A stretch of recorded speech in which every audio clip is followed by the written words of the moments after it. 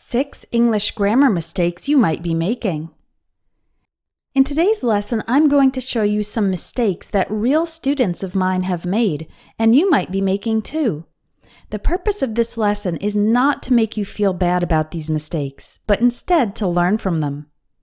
One problem with language learning is that if you make a fairly minor mistake that doesn't affect communication, native speakers often don't correct you because they understood what you meant in general and they don't want to make you feel bad by pointing out an error in your grammar.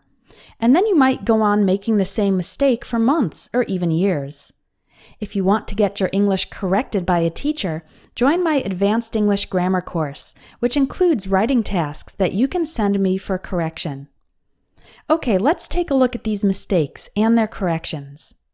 Don't say, "Playing sports makes me to feel good." The correct sentence is, "Playing sports makes me feel good."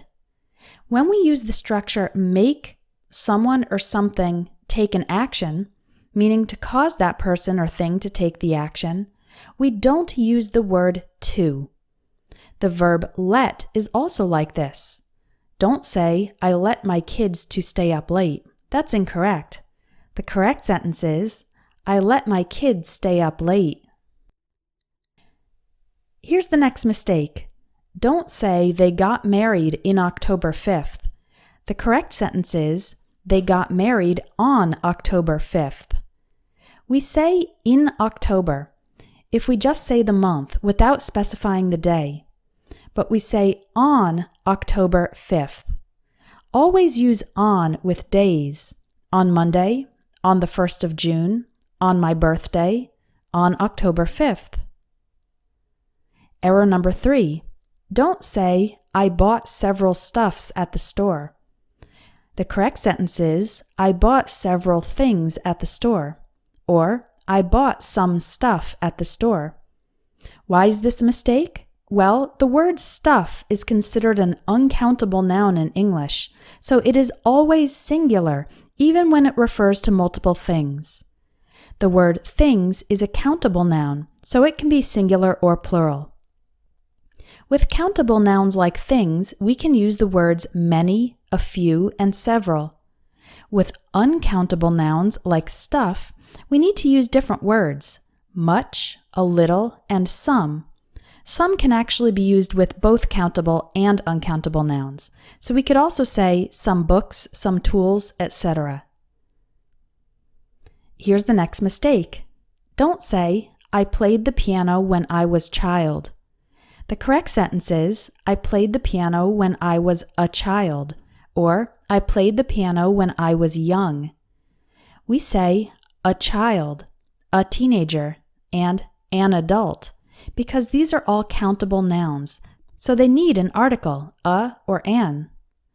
The word young is an adjective, so in this case we do not need to use a. Let's look at the next one. Don't say, "There's a cabinet below of the sink." The correct sentence is, "There's a cabinet below the sink." You don't need of with most prepositions of place or location, such as behind, near, under, over, between, etc. For example, my house is near a school. There's a bridge over the river. The exceptions are in front of, on top of, and to the right of or to the left of. For example, the pot is on top of the stove. The sink is to the right of the toilet. And our final mistake. Don't say, "I know every student in the class." The correct sentence is, "I know every student in the class," or "I know all the students in the class." When we use the word every, the noun immediately after every must be a singular countable noun. So even though this sentence refers to multiple students, using the word every means we must use the singular form, student.